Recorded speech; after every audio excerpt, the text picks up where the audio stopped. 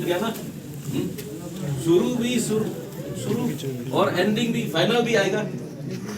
लेकिन ये वेलकम, ये आपका फ्यूचर।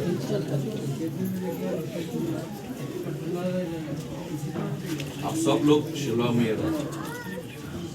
अगर शिलोंग का कंडीशन इतना खराब हो गया, आप कहाँ भागेगा?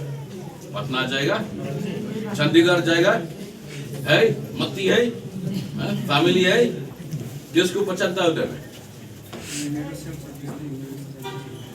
इस बार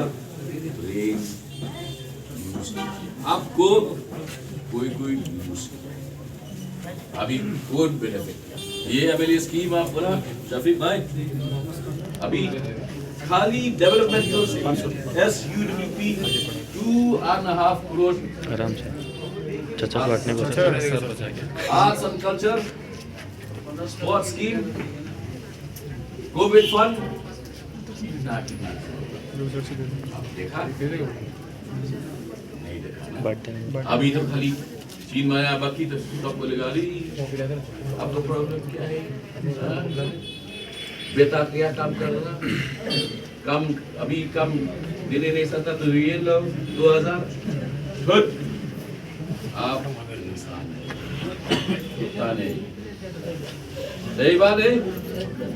इसलिए इस बार हम जोर से आप बोलो, हाँ कबो, हाँ कबो, हाँ कबो, हाँ कबो।